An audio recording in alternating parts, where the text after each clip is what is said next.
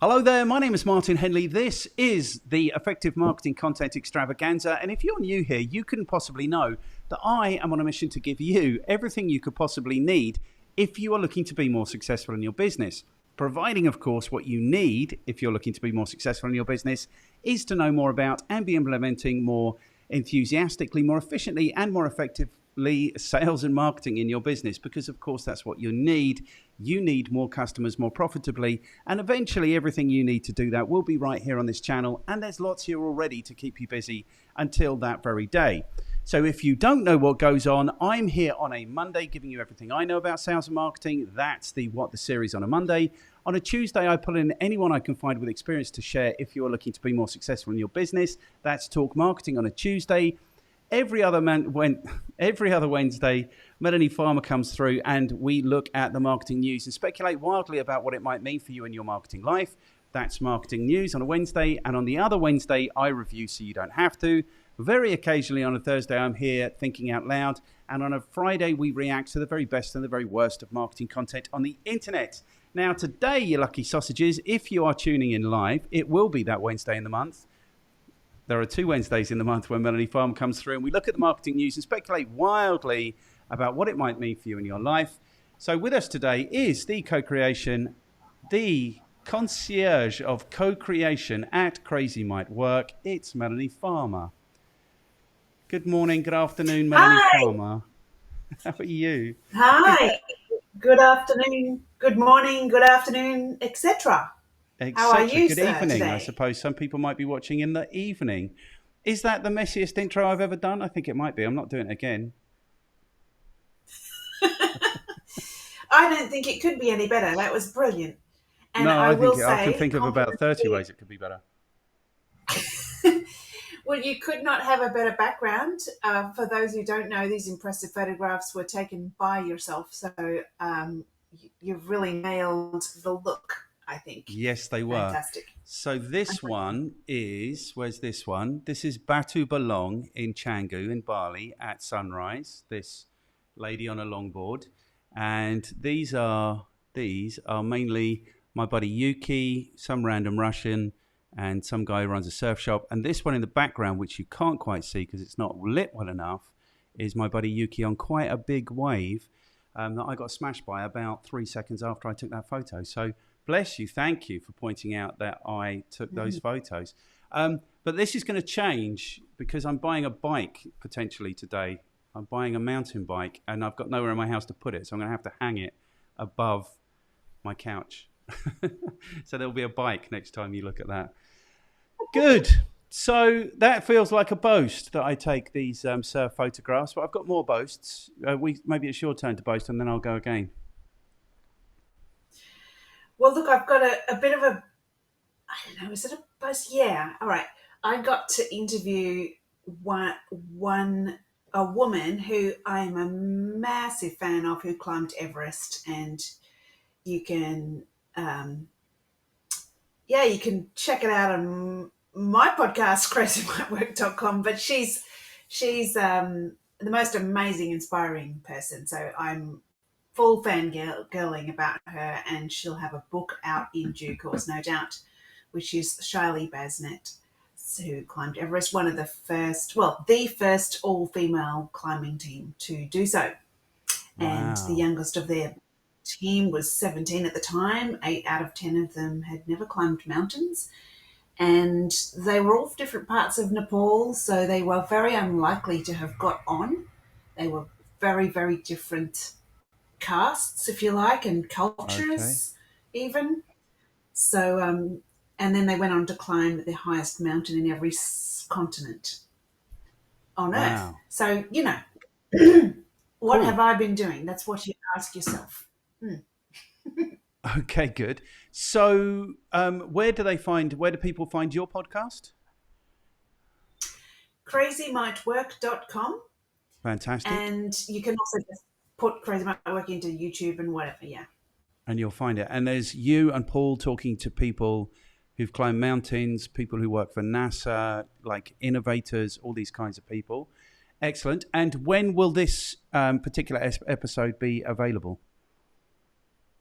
That'll be available probably first week of December 2023.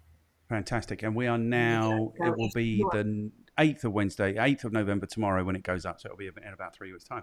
Okay, fantastic. Excellent. That's a really proud boast. Good. Well done, you. Here's my other boast. yeah. Here's a clue.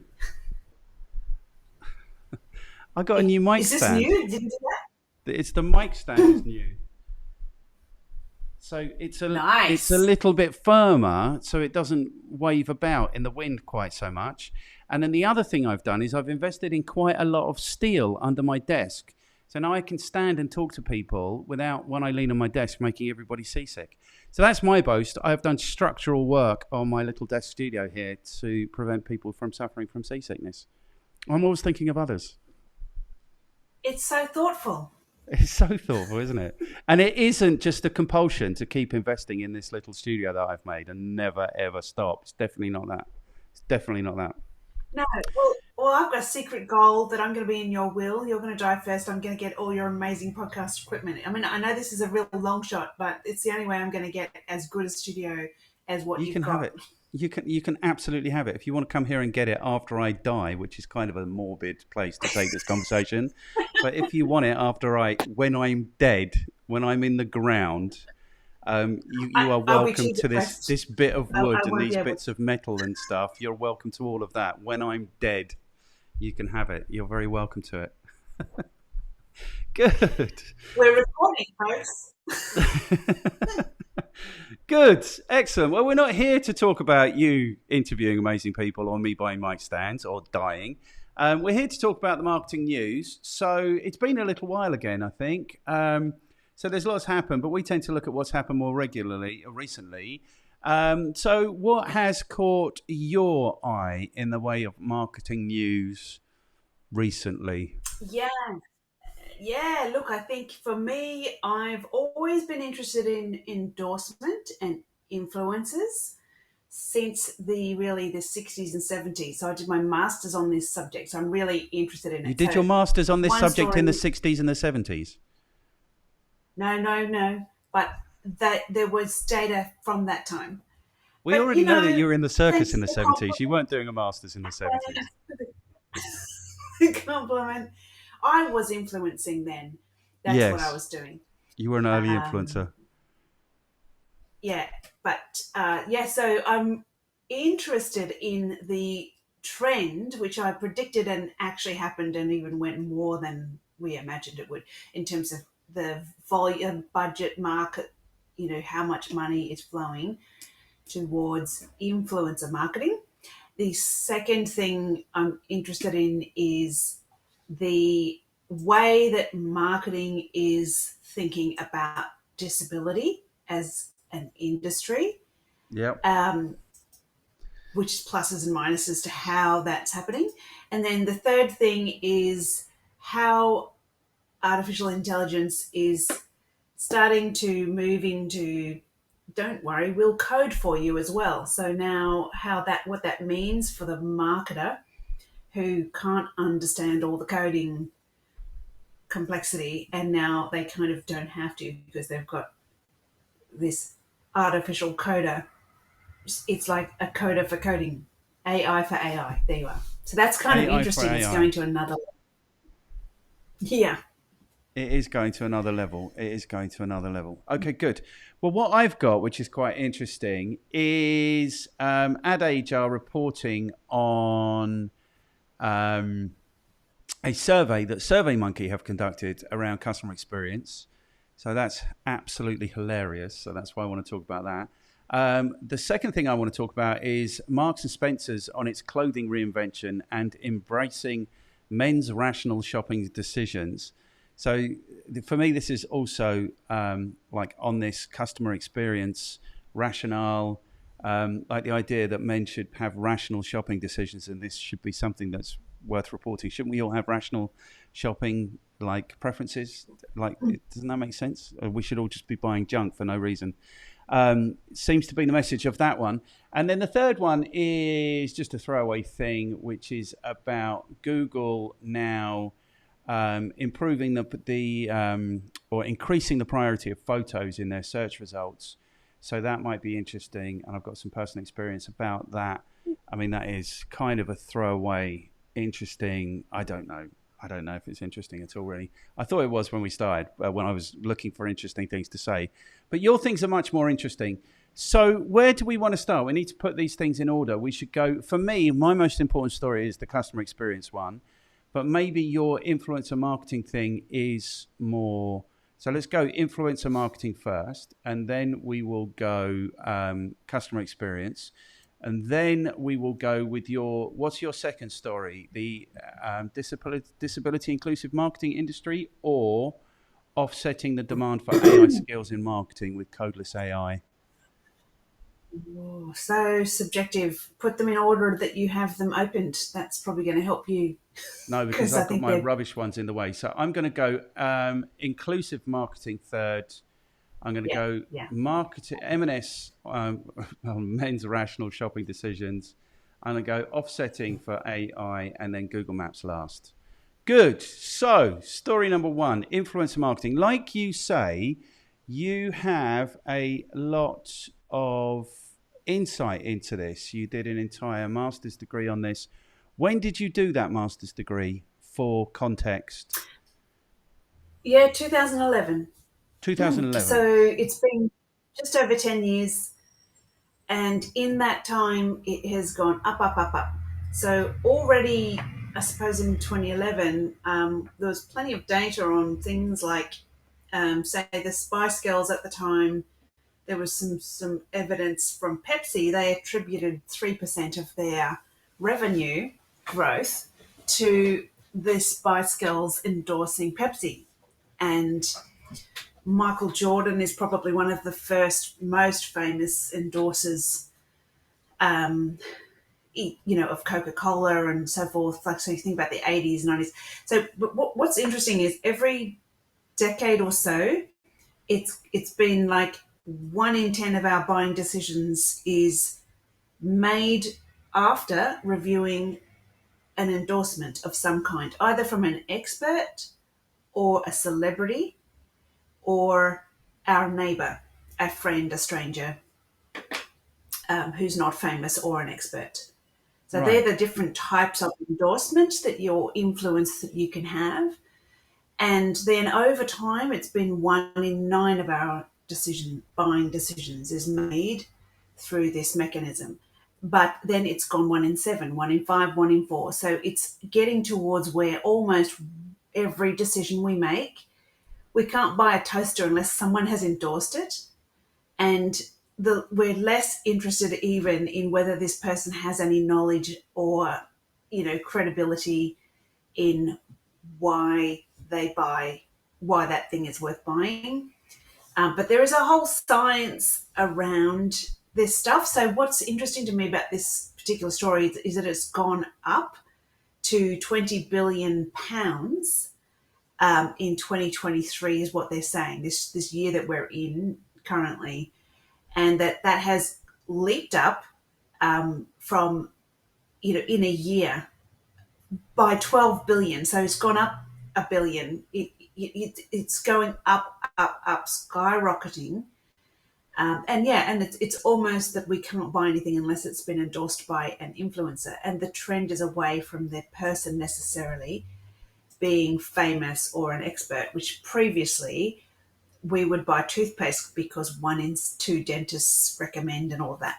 So it's Yes. interesting to me how much the shift away from expert and celebrities always been there, still there. Sorry, still there, but that we're moving more towards self-created and self-proclaimed endorsers, influencers versus anyone having particular credibility in something.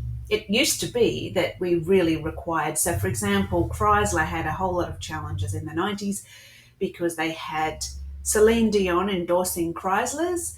Now, if you are a car purchaser, do you say, what would a really well-known singer know about cars? Let's listen to what she has to say. Probably not. And they actually had to drop her from their marketing because it was a really mismatch. So there are some guidance around, she'd be better marketing throat gargles than she would be marketing cars. So there's all of that. But today, what is interesting to me is that we're shifting towards that we don't care. We just, as long as we aspirationally want to look like the person and have whatever life that person is having, then we're pretty open to whatever it is that that person that we admire is trying to influence us on within reason. But it's pretty much I'll buy if the person influences. So it is a huge market. It's growing like to a point of but the thing is that the marketing industry is also funding that. It's money is Yes. flowing that way, significantly so and more so. So yeah, it's because I think, where does that go when it's now that we can't buy a toaster without having some influencer give us some kind of review on it? Are we unable to make decisions at all, rational or not? Yes. Okay, good. Good. What's interesting to me about this is it's going from influencer to endorser. And if they don't actually have to be famous anymore, is it not just confirmation bias? Is it not just, I've decided I want to buy this thing, now I need to find 20 people to tell me it's a good idea to buy this thing? I've got this going on in my life at the moment. I'm just about to buy another camera because obviously that's what I need in my life, is another camera. And it's a little DJI vlogging camera, which is amazing. Like, what they're doing with the technology is amazing. And I'm not joking.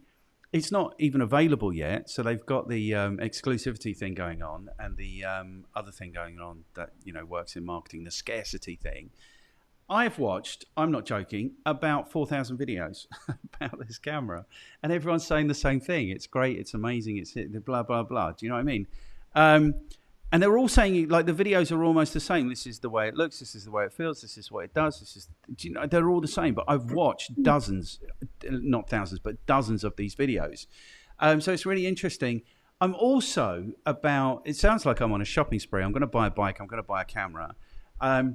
And I want to buy a fan because I'm in the situation where I'm moving fans around, or sometimes I'm not moving fans around. It's very hot here at the moment.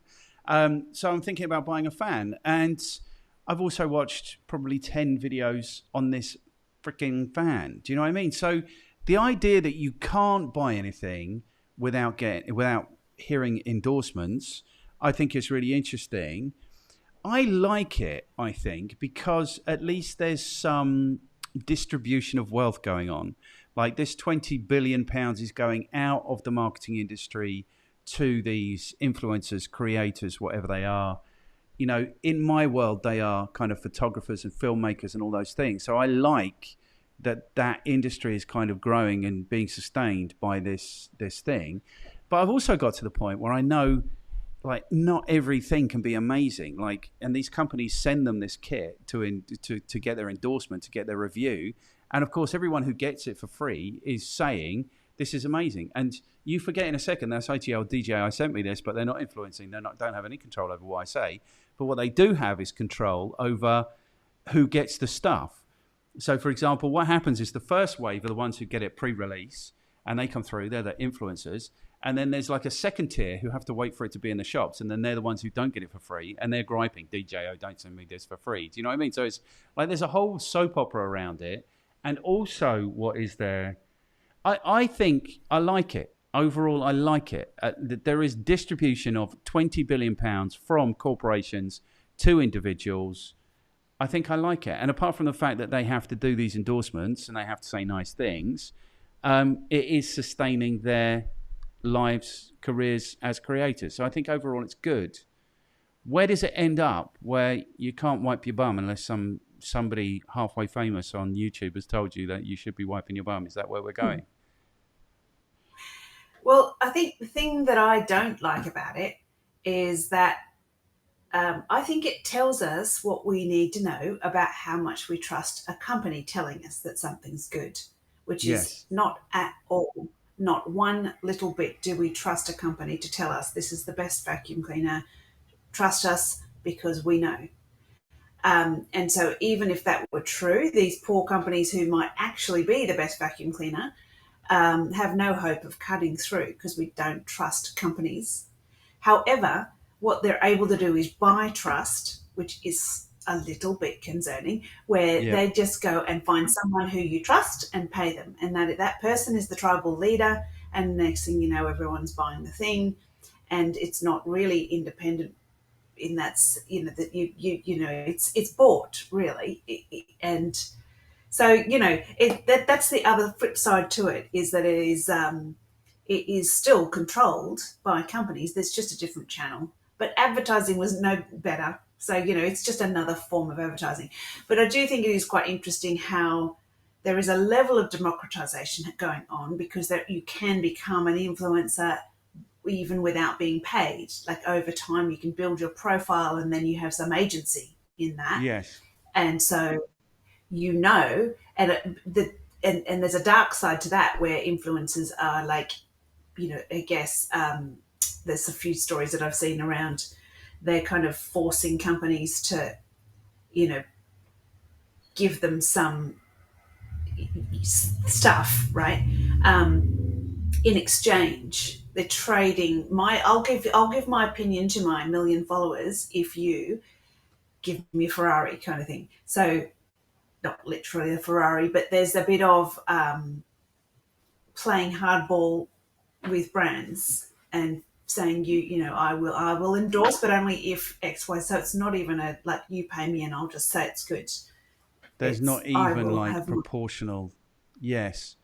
So what do I think about my that? opinion can be bought. My opinion can be bought, But it's not and cheap. so if you give me X, you've got to give me Ferrari, and then I'll go ahead and I'll say XYZ about XYZ brand, and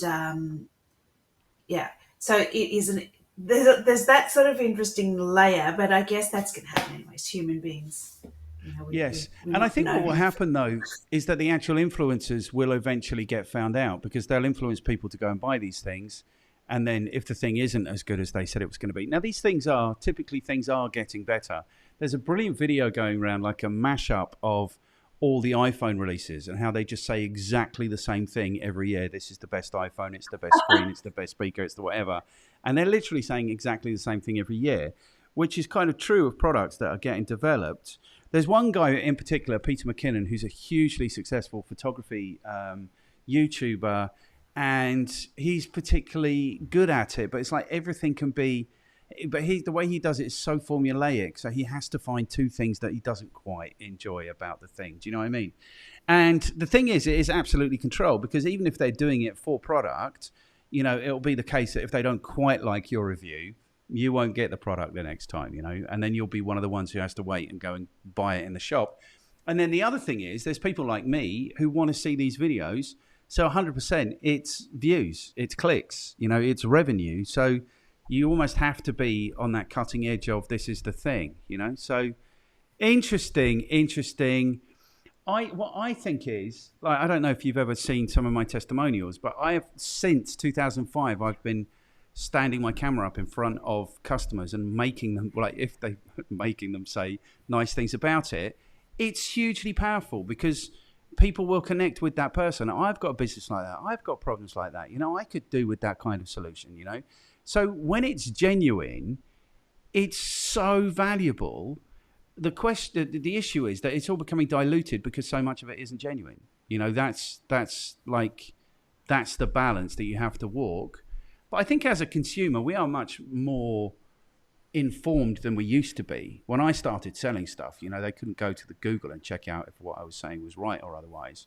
So, we are informed, and we do have to decide what we're going to trust.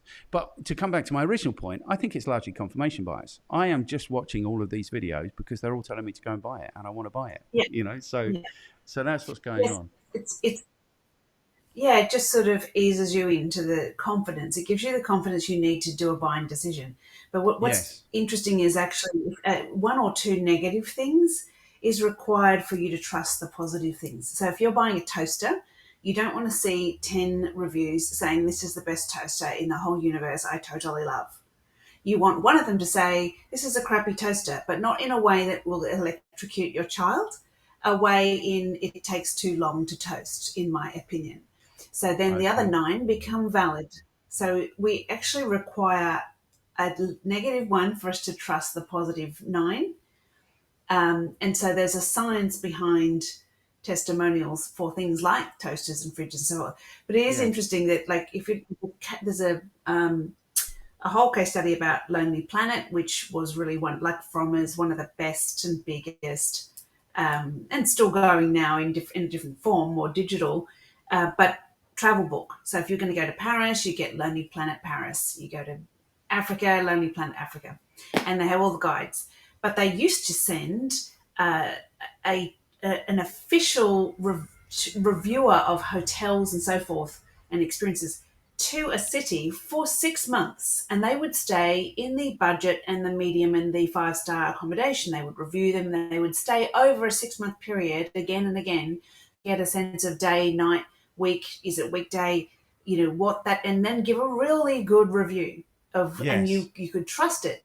Now we go on TripAdvisor and we just take the opinion of Jim, who stayed there for one night during Diwali, and we assume that it's going to always forever, because he did a 3-star, and we forget that we're a couple and he has 3 kids. So, there's some weird stuff that's completely inappropriate in how these things play out.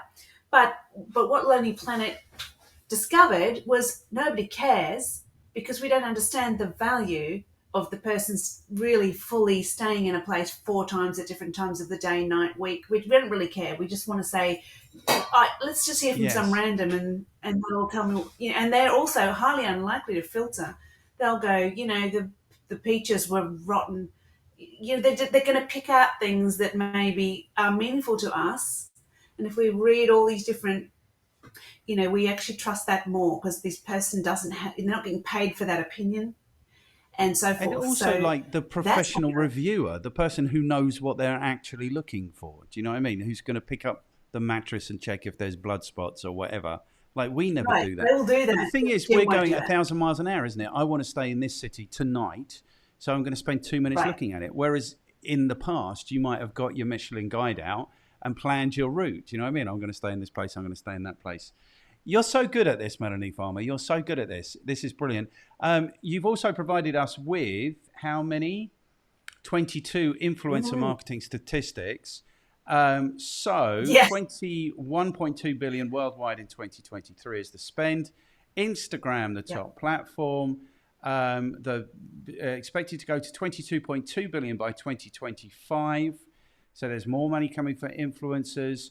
Influencer marketing ad spend worldwide is projected to reach 30 billion now in 2023. Yeah, look at that. The average ad spend per user in the influencer marketing industry is £5.78. So if that's a cost of customer acquisition, that's worth knowing, but it's complete nonsense without knowing what the product is.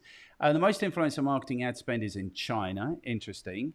16.76 Probably on billion. that. So 80%. Yeah, well, you've got to remember, that's to do also with the volume of population. There's more people there than anywhere. And I would say about China is that they have Black Friday, which came really from there. That is such a massive, like, global spend around that little period that, you could almost say a chunk of it's spent on that day. Yes. Get everyone influencing, go and do it. So it's, I mean, I'm guessing, I don't know, but it certainly is an anomaly with China and the number of people. So it's a per capita type of spend. And all. Yes. So 39% of brands have worked with 10 influencers or less. Oh, this is junk. We can't rely on Sprout Social anymore. Here they're saying, so just so we know this, here is 21.2 billion worldwide in 2023. And the third is 22.2 billion. I mean, it's almost the same. It's a billion more. Oh, no. And then here they're saying on this, they're saying 39%, not 39% of brands worldwide work with 10 influencers or less. 11% have worked with between 100 and 1,000, and 12% of brands work with a whopping 1,000 influencers. I'm pleased with that. I like to see distribution. 25% of brands worldwide put 10 to 20% of their marketing budget towards influencer marketing. Brands are expected to spend 7.14 billion on influencer marketing domestically in 2024. TikTok, there are over 100,000 TikTok influencers in the US. The majority of US TikTok influencers have 50,000 to 100,000 followers. I'm committed now to all 22 or 23 of these statistics. Are we good with this? Yeah. It's so interesting, I think, in my Yes. humble opinion. It's fascinating because this is really the future of marketing. It's Yes. where the money is flowing. It's asleep at the wheel of advertisers are trying to get it, and it's like, we don't care about you. You're not an influencer. What you need to do is make these influencers look good if you're going to do your advertising right. And so Yes. there's sort of merging channels where an advertiser can film, but you don't want to look too slick because then you can tell it's an ad. It's not a person, doing their own thing.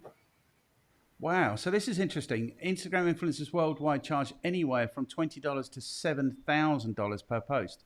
So less than 110,000 followers tend to charge $20 to $100 per post. Micro influencers, 10 to 50,000 followers, charge between $35 and $450 per post. Mid influencers, 50 to 500,000 followers, charge between $150 and $2,500 per post. Macro influencers, 500,000 to a million followers, between 250 and 7,000. And mega or celebrity influencers charge $1,200 and up. Well, I've seen numbers for Ronaldo where he's charging huge amounts of money. Okay, good. Great story. And the thing is, like for small businesses, there was the backlash. Do you remember there was the backlash around 2017, 2018?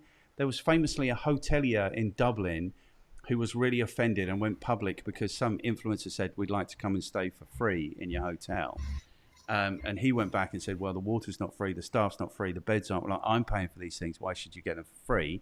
So there was like a full-on backlash going on, but that seems to have passed now. But what I would say is it's the cost of customer acquisition. If you want customers, you have to pay for them. And for me, if an influencer wants to come in your business and they can give you reach and they can give you credibility and they can give you, what's the word we're using here today? Validation and then that's really good marketing. That's really easy, lazy marketing. Do you know what I mean? It's like, do it. I Yeah. think use influencers. Well, you probably read Seth Godin's book Tribes, and really it's just they are a tribal leader. And Yeah. so if you're going to go and find a tribal leader who leads the tribe, which is your customer, Yeah. then you go and find them, you give them money, and then they influence your And they bring customer. customers to your business. Yeah. So, and there are sites that do endorsing. There are, of course, you can have celebrities, you can have experts, you can have, but it is, so there's not just one option. You don't have to go to, if you think about the word influencer, one conjures up somebody who's like 20 and they're pretty and they're trying lipstick, right? That's how I think of when I think of it. But actually, it's just, all it is a tribal leader who's likely to be trusted by your customer base. And then you have that person talking about how cool your thing is. That's it. So it's really just finding the tribal leader. And that might be a dentist if you're selling toothpaste. So you just got to understand who it is that your customer would trust the most and aspire to, for your product. Yes. And there is a short circuit here as well for the small business, which is get yourself one of these little cameras and get your customers to talk about how good your business is and why they use it and how it's useful. So that's interesting then. If they don't have to be famous anymore, they don't have to be expert. People are just looking for some kind of believable endorsement. So just speak to your customers, like do a good job and get your customers to evidence it for you. Brilliant.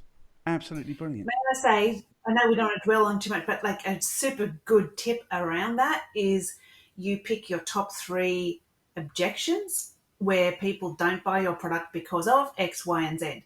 And then you go and you find customers of yours who've had that objection and then overcame it.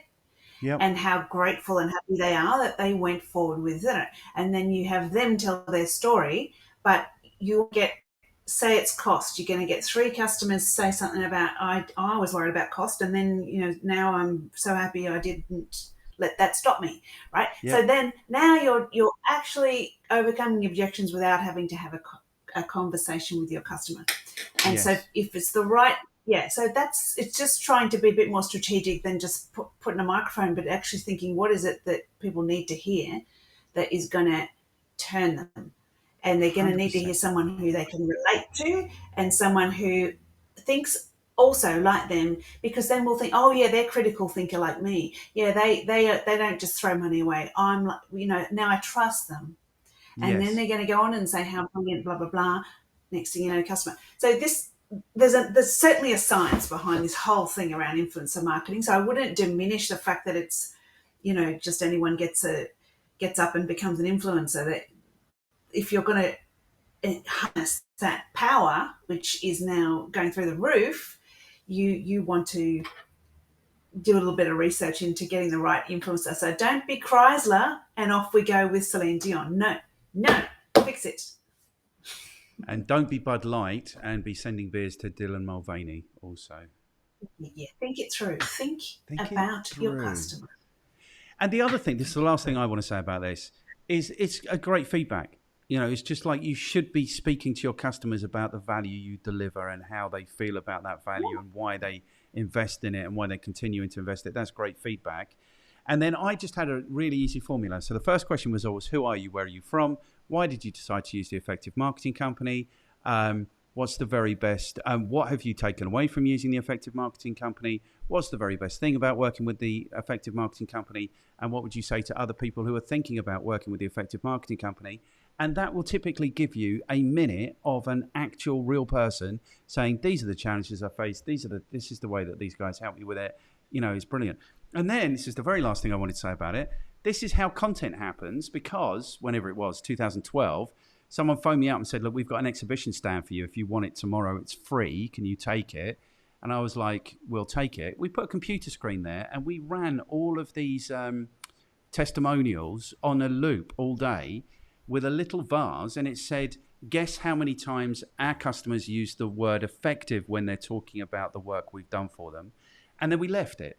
And we came back and the vase and the table was overflowing with business cards because people wanted to stand there and try and guess. Do you know what I mean? There was an hour and a half. No one was going to stand there and count them. And then what happened is we cut it all up. So it was just the phrases with the word effective in it. So it's like, oh, effective marketing, it's certainly been effective for us. It's like, we had no idea how effective this was going to be for us. Do you know what I mean? It's just like, and then we had like a 2.5 minute long video, which was just people talking about how effective we were. So this is how marketing happens. And I had this conversation again with somebody this week.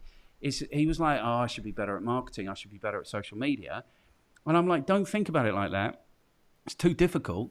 Just do a good job and then document the fact that you're doing a good job. He's running a scuba diving school. So he's just providing amazing experiences all day, every day. So he literally needs to be have someone walking around with a camera, collecting it and posting it, Yes. Good. Brilliant. So your customers are influencers is what I would take away from this. But also, there's still potential. It's not over. If you want to be an influencer, it's not over. It's not too late. This is still a growing, burgeoning industry. And I think if you want to be a creator, and an influencer, I think that's a perfectly viable thing to do 2023. Good.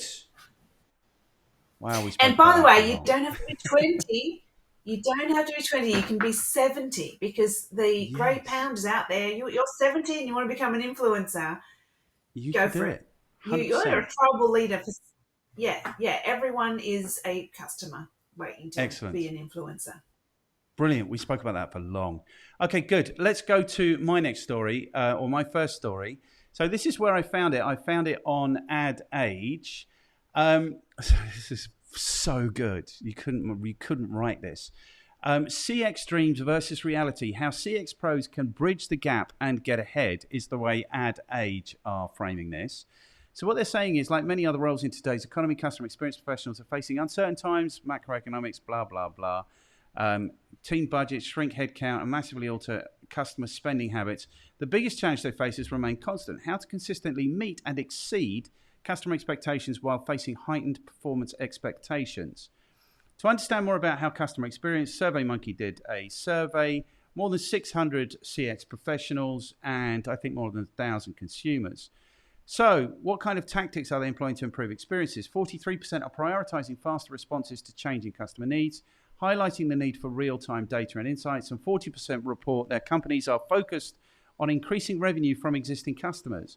On the plus side, 91% of consumers say they're likely to recommend a brand after having a positive experience. Conversely, CX pros say poor customer experience is a leading contributor to churn.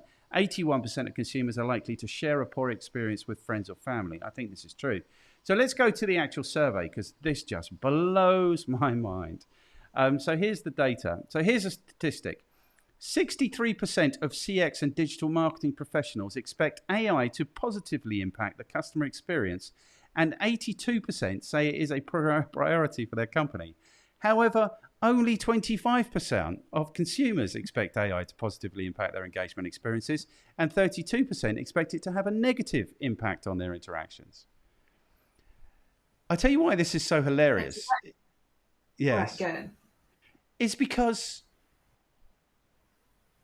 like, what I like to do in my training is, like the customer experience training, is I typically get the most customer motivated individuals in the business, and I go around the room and I'll say to them, okay, what does your business do?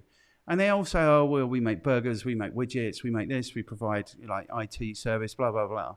Not one of them says, oh, we deliver value for our customers. Not one of them has ever said that, you know. So this whole idea of customer centricity completely goes out of the window, because the customer experience people and the digital marketing professionals aren't interested in what the customers are saying or the actual customer experience. So like, either customer is king, like Bill Gates said that, so I don't like quoting it, but either the customer is king or they're absolutely not. And if you're a customer experience professional and you don't know that 75% of customers don't expect AI to positively impact their engagement and 32% expect it to get worse, and that be your guide, then you're a shitty customer experience person. Do you know what I'm saying? It's like, how can they be so far at odds if they're not talking to or listening to their customers?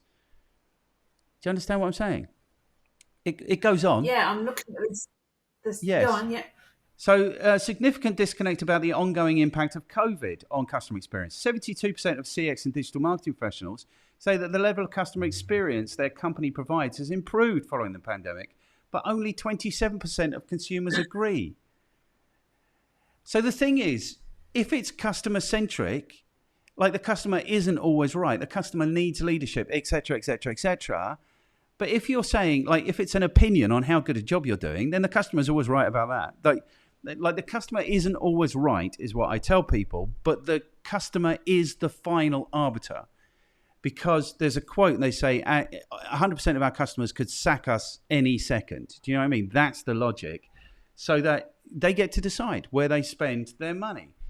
And how can customer experience and digital marketing is all about the feedback. They don't know what consumers are thinking. There is also a noticeable difference between preferred customer feedback channels. So CX and digital marketing professionals want more investment in customer feedback programs. Good. And product feedback programs, 47%. And 49% cite the website as the preferred communication channel. However, 53% of consumers select the phone as their preferred means of providing feedback. Obviously, I don't want to spend the next hour and a half on a chatbot with some teenager on drugs somewhere in the world because I've got an issue with a transaction on my account. I want to phone up. I also, that's an aside, I want to phone up with someone, have a 3-minute long conversation, and know that it's resolved. Because the way it feels to me now is if I have an issue with a corporation and it's a chatbot, it's going to be 2 hours. I'm going to be sitting here like a mug for 2 hours waiting for somebody who might be dealing with 10 or 15 or 20 customers all at the same time, and has the ultimate opt-out, which is they can just end the chat at any point if they don't fancy it anymore. So obviously the phone is the consumer's preferred means of providing feedback. Obviously. And then when I phone a business, I don't expect to take, oh my God, this is, I don't expect it to take 10 minutes to get through to a person. And I don't have to expect to have to come up with a very particular way of describing what my issue is without getting thrown back to a menu of, oh, you can read these 5 articles if that's your issue. Do you know what I mean? It's like, I want to speak to somebody. I need to speak to somebody. I know if I need to speak to somebody or otherwise. So don't keep me hanging for 15 minutes while we go through a load of menus while you try and fob me off with a digitized service. Okay, so CX teams are far more confident about the personalized experiences they deliver to consumers. 86% of CX and digital marketing professionals said their customers receive a personalized experience, but only 8% of consumers felt that they received a consistently personalized experience, and 10% expressed that they never received a personalized experience. You're like if you're interviewing a customer experience person, the first question should be, if you don't agree with what a customer's opinion about something, who's right? And if they say, oh, it's me, then you don't employ them. I just think this is hilarious. And I mean, it goes on and on and on. And people should go and look at the entire report, because actually you could start here. So you could say, like, you could correct all 86% of these people who think that they're delivering a great personalized experience immediately. You could tell them, you're not. You know, you're not. And then you think they would know, but they'll still be in next year's survey. I'll bet you 90% will still think it's good, whilst 8% of consumers think it's good. Oh, it frazzles my mind. Absolutely frazzles my mind.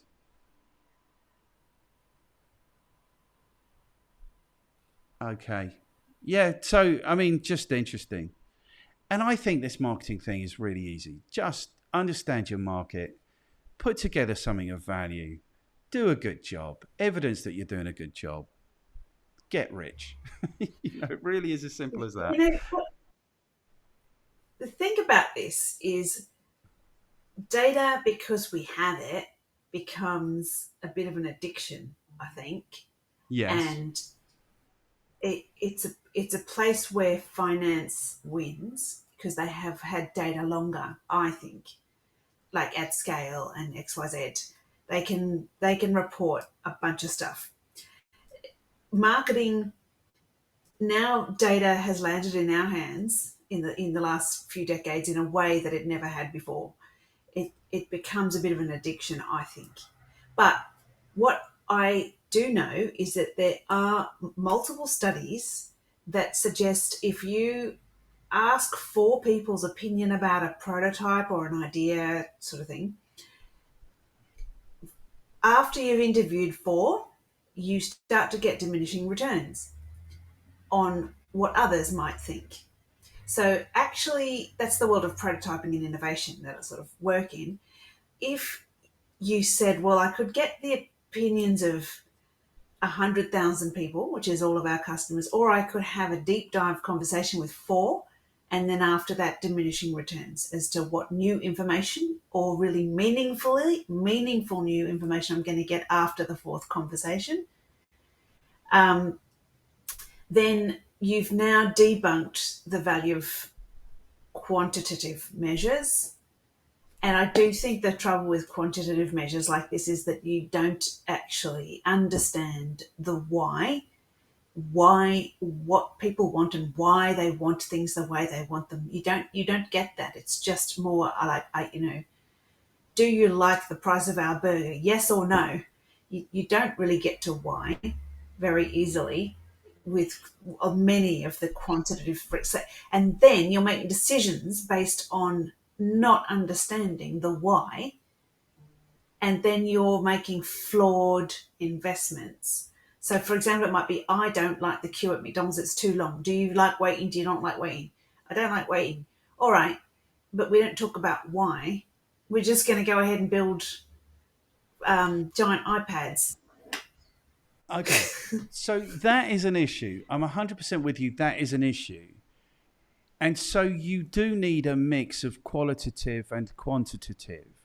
But if the question is, has the customer experience got better since COVID? And everyone in the business says yes, and everybody who's a customer says no, then that's valid. Hilarious. Do you know what I mean? The point for me about this is the role of a customer experience person, and arguably maybe to a much lesser degree, but 100%, the role of a customer experience person is to be talking to and listening and understanding customers. So if your customer experience person doesn't understand the way that your customers are feeling about these things, then they're not doing their job. And what I would say is, given that the disparity is so big, it almost feels to me, 100% feels to me, the industry's not doing their job. Like they still don't understand. It's like the geek mentality where they always know better.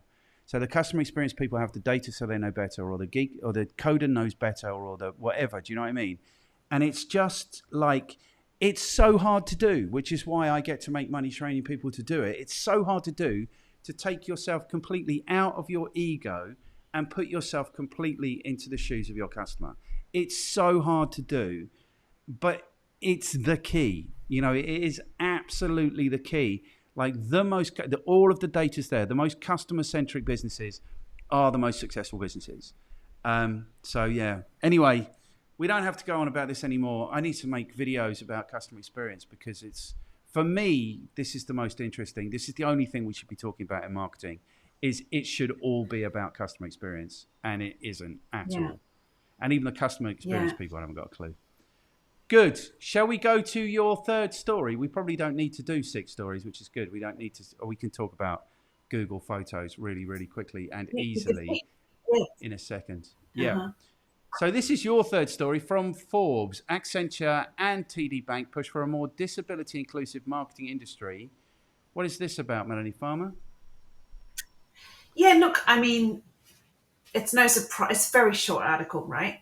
And it came out, of course, around National Disability Employment Awareness Month. So that is basically when you would do a story like this.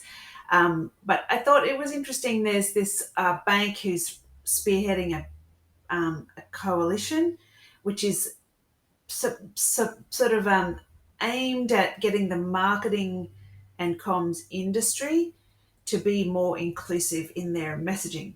So it feels like, that's a journey that we've been on with gender, with race, and it's just a signal, I suppose, to be mindful of that is what is happening now in the world of disability. So I'm really delighted to see that disability and inclusion in general is starting to get some focus. I just hope that it won't be like, here's what we think you need to hear. I am of the school of mind, nothing about us without us. So I would hope there were voices informing what happens for that audience of customers who are really missing still in most marketing literature. And yet it's not that these people don't have money or interest. So right now I'm in the middle of, the reason why this sort of came forward for me is that I'm right now helping redesign a reef snorkeling experience for people with a disability. Why should they not be able to go and enjoy the reef like the rest of us, whatever the rest of us means? And so then if there are customers who want to do that and we're just not representing them, there's an untapped market. So I just like the fact that it's starting to, yes, tap that market, but also serve that market. Think about the value one might add for that market. And there's an island in the Caribbean called Bonaire. Their hotels are inclusive. They have redesigned their island. And so I think it's kind of interesting opportunity to say, we've done this, because it's not in that situation. It's not just a person with a disability who's going to be able to get in out of the hotel and go to such and such. It's their carers, their families, their friends who can now say, let's go there snorkeling, because you can join in. You're not just sat on the beach. Yes. And also, it turns out that if it is disability friendly and inclusive, it means that grandma can come, and so can your 5-year-old. So young children have regulate temperature issues in water. So does grandma and grandpa. So if you do think about redesigning your tourism experience with inclusivity in mind, you inadvertently are multifunctional, because you're now targeting a whole other sector. Now, if you're the one who says, look what we've done, the rest of the world goes, that's where we should go. We want to support what you're doing. That's great. And I feel like that is starting to be a bit of a rethink about how we serve, because I think to your point earlier about customer centricity, we don't even know that some of our customers might be in wheelchairs. So we just design things and not even think about that because we're thinking about our own, we're very egocentric. So we just go, well, I can walk, therefore I am going to make a big fat assumption that everybody I could possibly have in my shop is a walker.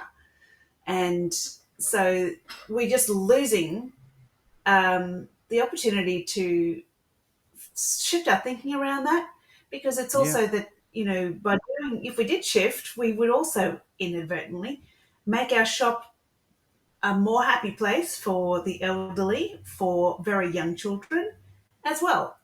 And now the people who are the families, friends of those folk are going to be delighted by that as well. Yes. It's easier to take grandma there, etc. Yeah, and I 100% agree with you. I think there's a huge role for disabled people to play in product development. I think we've had this conversation before, where if the person with the most challenging accessibility issues designs something, then it's accessible to everyone. Do you know what I mean? And it's like, stupid things like, I don't know, on Instagram, where people put up these Instagram posts and it's got tiny writing on it that you couldn't possibly ever read. Do you know what I mean? It's like just things like that, like where there's no thought going into it. It's like people have taken the time to write this thing and then they don't give a shit if people read it or otherwise. Do you know what I mean? So I 100% agree. I think there's a huge role for people with accessibility issues to be involved in product development to make products more widely accessible, because then you're open to a broader market. I don't disagree with you. I don't think there's anything to say about this anymore. I want to say one thing, which is there's a lot of assumptions are made about advantages and disadvantages, but it turns out if you have no legs, you are a much better astronaut than the rest of us because they're not required where there's no gravity. You 90% of the time get yourself around with your arms. Now, if you have no arms, that's a whole other challenge set. But you've got no legs and you're like, keep up, everyone. You're going to win the Moon Olympics because you are much more able to move around. Your mobility is better in space than the others who are having to deal with legs. So, and I think if you're going to design the Martian colony, there is for sure going to be, situations happening. We're all an accident away from joining this club called the People with Disabilities, that you're going to, if you've got to design beforehand. You can't retrofit Mars with some ramp. Like, you need to have these people, so it is a huge advantage if you can harness these voices and make your product amazing. It's just like, don't miss out. Don't miss out. Think it through, yeah. Okay, and I think diverse workforces give you divergent thinking. Do you know what I mean? Like different ways of overcoming problems and solutions, and like, I don't know if you've read Malcolm Gladwell's. Oh God, what's it called? Blink. Not Blink. About being successful. But he talks about Outliers is the one. And he talks about people with dyslexia being hugely successful. Like, some hugely successful people have dyslexia because they have to come up with strategies to work around that thing. Like, they can't read properly. So what they do is they memorize the report so they don't have to read it. Do you know what I mean? And then they develop this capacity, this huge capacity for memorizing stuff. I'm colorblind. And when I was 5, I learned to sit 2 seats away from the crayons because I knew the grass was supposed to be green, but I couldn't pick the green one out of the pot. So then I would say to my little 5-year-old friend, could you please pass me the green one? Or could you please pass me the blue one because I'm coloring in the sky? Do you know what I mean? It's like there's problem solving goes on. Like, people with those kinds of challenges or any kinds of challenges have the answers to problems that we're all able people are maybe probably trying to solve. I don't know. I'm with you 100%. Yeah. Should we march on? And there's about 1 billion people with disabilities in the world. So according it's to 1 our in very 7. flawed, right? 1 in 7 have a disability, a reported disability. Now, remember how many are probably not reported. They're just Yes. dealing with it, right? So, but 1 billion of us, that's from 2011 report, the World Health Organization. So it actually is highly likely to be, actually it's probably about the same, right? But 1 in 7, you could say.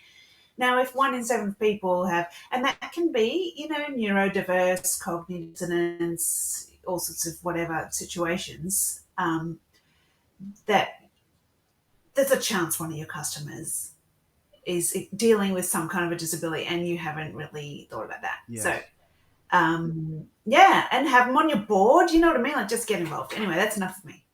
Good. Good. Excellent. Right, let's go on to this will be my last, second to last story. M&S on its clothing reinvention, embracing men's rational shopping decisions. As M&S launches its first dedicated menswear campaign in 8 years, its 8 years. Its marketing director, Anna Braithwaite, talks about why men are easier and harder to convert into customers. So Marks & Spencer's launched its first dedicated menswear campaign in 8 years as the brand continues to attempt to shift the public's perception about its clothing lines. M&S's head of brand and marketing, Anna Braithwaite, says that 2 years into its ongoing reinvention is the right time to try to shift the needle on menswear. Style has got to be across everything. It can't just be related to our women's products, she tells Marketing Week. Our head of menswear felt it was the right time to shout about our style credentials for that major category as well. And that's the entire article. I had a conversation recently with a middle-aged man because I bought 2 pairs of shorts while I was abroad working, only to realise that that the pockets weren't adequate. Like, they weren't very deep. So, like, you'll sit down and things will fall out of your pockets. And there was no back pocket, like, with a zip, which is what you need. So I was telling my friend this over lunch, and he said, well, pockets is your first consideration. Like, talking to me like I'm an idiot, because that's how men buy. It's because pockets are the first consideration. And then he stands up at dinner, and he's like, look, I've got a zipped pocket here, a zipped pocket here. Do you know what I mean? It's like, so men buy rationally. The thing that I love just about this idea, it's more the headline than the actual article. I don't think men care particularly about style. I don't think men who care particularly about style are shopping in Marks and Spencer's. I don't think men who care particularly about style should be shopping in Marks and Spencer's. It's like, know your lane. So for me, it comes back to the customer experience thing, which is probably the most rational males in the UK are buying their clothes in Marks and Spencer's.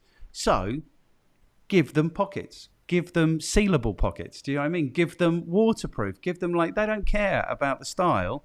And if you're in the fashion industry and you end up being a buyer or a marketer or a whatever for Marks and Spencer's, you need to know that your fashion career isn't going the way that you expected it to. And don't try and make your customers what they're not. Just serve your customer again. So that's everything I wanted to say about that. Do you have a view? And the idea that people should be like the affront, that people should be buying rationally. I just think that's hilarious. Of course, people are buying what they need and what they want. It's just like, so the idea that people are thinking rationally and not enjoying the things that we're selling to them. I love that. Yeah, so look, I know a little bit about this, having worked in retail fashion for some time. When was that? Like the 2000s? 90s? Anyway. Is there anything you haven't done? Men and women. Have you driven a train at some point? Right. Well, I haven't climbed Everest. That's next. But driven a train. No, I've driven a train. No, I've not driven a train. Okay. Right. So, but men and women definitely do buy differently. So I think what Marks and Spencer's want to do is make it really easy and simple, which they pretty much do already as they are. But for men to come in and say, I need casual, I need formal, I need, and just organize the shopping experience. Simpler color than that. Code the family thing. Don't be trying to say this goes with that. No one cares. They're like, I need jeans. And you need to just organize it in a very simple way. Maybe you're going to do by size, but women, you want to have lots of suggestions. Yes. You want to sit there and you want to understand that this woman is going to look at 500 dresses today. And so she's going to buy the dress that has a lot of suggestions going on about how flexible this dress is. And it can be with these shoes, or it could be with that thing, and now you need the handbag and the whole thing. Whereas a man in general is going to come in and go, I don't really care about that, I just need jeans. And so Yeah. it's like, the faster this is happening for me, the better. I'm not interested in, I'm not going to look at 500 pairs of jeans. I'm just going to, and if you're going to make me consider outfits, I'm now stressed and I'm becoming irrational. I'm going to get out of here and go to my rational shopping place of choice, which has made this whole thing simple for me. So I think that's one of the big differences. But saying that, we are very gender fluid today. So it's just more that there are two ways of buying. There are females who buy that way as well. There are males who buy the way where they want that. So, but I think if you're serving your customer, bottom line is you want to have the two pathways to getting clothing from your store. Yes. Those two experiences be available to you. And 100%, I'm agreeing with you. This is how I shop as a man. I need socks. I'm leaving the house to buy socks, not casual socks, not whatever. It's socks. Do you know what I mean? So just put the socks there. Let me have a look at the socks, and then I can take the socks and leave. Yeah, and I just think like Marks and Spencer's. I mean, they've got some column inches here, so I think it's fine. But just don't try and be what you're not. Like the men who are shopping in Marks and Spencer's are not the fashionistas. Like if you want the fashionistas, you're going to have to go somewhere else. You're going to have to go somewhere else. They are not going to Marks and Spencer's, and they will never go to Marks and Spencer's. That's what I think about this. But the idea that people should have rational input into what they buy, and that being newsworthy, I think that's hilarious. Good. Shall we march on? Your last story. Yeah. Offsetting the demand for AI skills in marketing and Codeless AI. This is tiny, tiny content. Can I make it bigger? No. Yeah. Yes, I can. Okay. Yes, Well, I can. There we go. You can think about this really as an ad more than an article or a story. Yes. For this company who offers this service. But what I thought was interesting, so it's not really stats particularly, I mean, apart from this reference to Gartner, 63% of marketers, da-da-da. But what they are really trying to say is marketers are not AI experts and they are struggling to get their head around AI. Don't worry, we're here because we've got a robot that will talk to your robots. And that is going to save you from having to become a robot. You learn about robots. Yes. So it's a little bit if you think about pre-internet websites. Okay, so this Suddenly is showed paid up, content, isn't it? Yeah, but Yeah. but I do think it's interesting that there's now a whole service. This codeless AI is a whole new category, which is inevitable. Like if you think about when websites did not exist and then they did, suddenly there were people designing websites for you until such time as now you can make your own website. And so this is AI and they're saying we will translate your AI stuff for you until such time as your children take over and they are skilled in AI. So I just think it's sort of a pathway, but it is showing to me that AI its day has come, and this is an evolution. It's now this sort of sector starting to evolve around it, which is relatively sophisticated. But what this service is really offering is to say, don't worry about all this AI stuff. We've got you, and you can just log in here and talk. You kind of say, well, I want to, here's all my data. I want to know X. And then this thing kind of harnesses all the AI kind of, and says, but what it does do is it says, here's our report, which tells you that your customers don't like how AI has served them, for example. But they'll say where the data came from. Like we decided this is what the data is and this is where it came from. So that's how you don't have to kind of try and figure out how has it arrived at that statistic. It will tell you, I found this statistic from your pile of data and it's important because X, and this is all the sources. so that you can understand. Because at the moment, you have to kind of know that yourself and say, like, go look here, here, and here, pull those things together and tell me this. And Yes. now instead you'd say, tell me interesting things. And it would go off and come back and it would do the cross, it would tell you, I have looked here, here, and here, and then this is what I now found. So you less need to go and do a degree in big data and machine learning. You have a bot who can do it for you. Good. Two things. I do wonder sometimes if we get caught out by this advertising content. I think the other time when we might have been is when we talked about the story where 11 million people are getting locked out of the internet in the UK. I think that might have been partner content, paid content, whatever it was, because I've been quoting that statistic and looking stupid occasionally, or feeling stupid because I don't believe it can be true.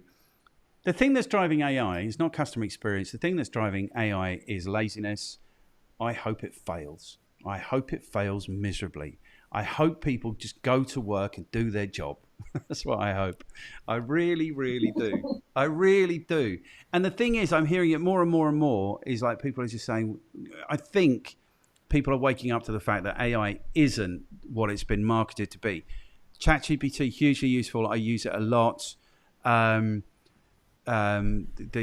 mid-journey thing, useful. Sometimes I need to produce content. It's not very good at teeth and it's not very good at fingers, but, you know, occasionally useful. But it's not what it's being purported to be. And people don't want it. We've seen it. Like 32% of people think that their experience is going to get worse. And it probably is. And exactly in the way that you said, all the time you're looking at quantitative data, it's only going to give you a fraction of the picture. What you need to do is have actual conversations with people. And that's what's going away. I hate it. I hope it fails. I really hope it fails. I really hope it fails. I mean, that's not true. Like, I'm getting enough benefit from where it is right now. I don't need it to advance anymore. I really don't. Yeah, good. Shall we come to my last story? It's a little bit of a let's do it. Jokey thing. So this is Google Maps new search results makes photos significantly more important. This is a new photo first search result layout. Can I make that fit better? I can't, can I? What if I zoom out here? I can. Okay, Google is launching a new Google Maps search results interface, blah, blah, blah, blah. It's photos. The only reason that this amused me is because, or caught my attention, is because there was a point in my life where I would review restaurants, like only as a consumer, review restaurants and hotels and stuff and put up photos.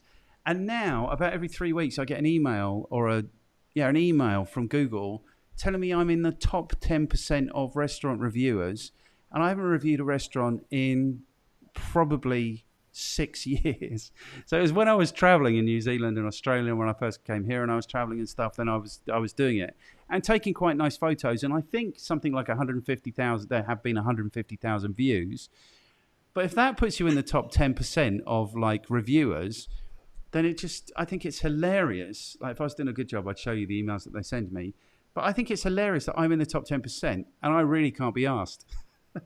So it just gives you a sense of how badly this service is failing, that I'm in the top 10% and I haven't reviewed anything probably for 6 years. You know, so it's like a number of things if you want to take it seriously. Firstly, the standard of photos that are attached to businesses is really poor. So you should invest in having some photographs taken and attach them to your Google My Business or Google Business, whatever they're calling it now. You should do that. Secondly, like the idea that this is a democratic process and there's some community around it and is a complete junk. Like how many, do you have to have 300,000 views to be in the top 1% of reviewers? It's like insane. How many reviewers are there? There might be 10 of us that have ever done it. So it kind of loops back into the influencer thing, whereas what do we trust? When do we trust it? Why do we trust it? People like to see stuff. Every business has the opportunity to take some half decent photos and attach them to their Google business so that when people are searching, they'll be seeing decent photos of what their actual business looks like rather than junk that just happens to be in the street outside, which is quite often what you see. I think. Yeah. Yes. Yeah. Good. You have anything to say about that? Not really. Like I'm all for taking good photos. Like I think the fact that I rely on those. So I'm reading reviews like the rest of us, Yep. and I look for photos to say, would I like to take my partner there for his birthday? For Yep. sure.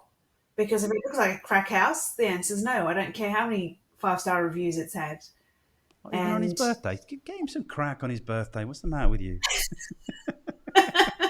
well, I would be disappointed if there wasn't crack in what appeared online to have been a crack house. Yeah. So, be what you appear to be is what I would say. If you're a crack house, own it. Yes, yes, yes. But actually, yeah, get photos up that actually represent your business. I think there's a huge opportunity. Everyone could do that. It's really easy. And I think people do look at photos and they do make judgments based on the photos. So having some good photos would be useful. And if you need some, consultation on how to do that, I am in the top 10% of restaurant reviewers. I could help you with that. No one On better. Google. And Top probably 10% on Google. that would place you in probably the number one in the Southern Hemisphere, I would have thought, at least. At least. Good. Excellent. So the good news is we got to the end. How are we feeling about that? We managed to do it in an hour and 15 minutes. We spent a lot of time talking about the influence of marketing. But I think my realization is I can't buy a fan without watching 15 videos about how good this fan is, or at least some videos about how good this fan is. That's my takeaway from that. So, and then the useful thing I think that we've come up with today is that you don't need to be rich and famous. You don't need to have the audience. People just want that, I think, confirmation bias. They just want people to say, this is good, go do it. This is good. You deserve the new bicycle, the new camera. You deserve it. Yeah. Yeah, and don't worry about the fact that this is a thing, because it's social neuroscience, the brain. In the last 30 years, we've discovered we actually love to belong and relate. Yes. And so that's why our brain is basically designed to trust people like ourselves, and we survive because of that. And we seek that out. New people bring disease that we are not immune to, so there's a risk with new people. New whatever that are unfamiliar, the unfamiliar. Yes. And so that's kind of an issue, but the point is that our brain is wired for that. So that's why we like this relatedness. That sort of explains, 100% good. Yeah. Excellent. The last thing I'd like to say is I am really, really pleased with the way my new microphone stand has performed in this conversation. Don't feel like it's been flapping around at all. And I'm really pleased with the way my desk has stood up, because I don't feel like people will get seasick now when they watch this video, which is, I'm always thinking about the customer. It's so thoughtful, as I say. I've really appreciated it too as a partner. Yeah, because you haven't got seasick while you've been having to look at me, you poor soul. No. So what should we tell people, really? Melanie Farmer? At the end. What should we tell people?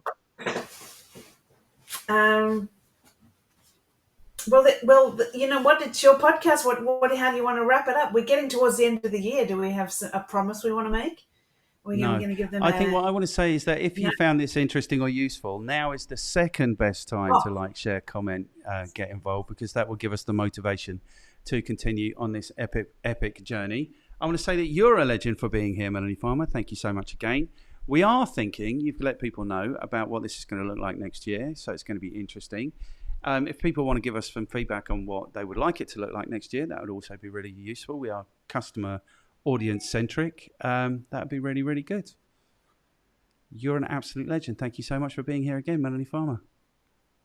Such a pleasure. So interesting. Great chat today.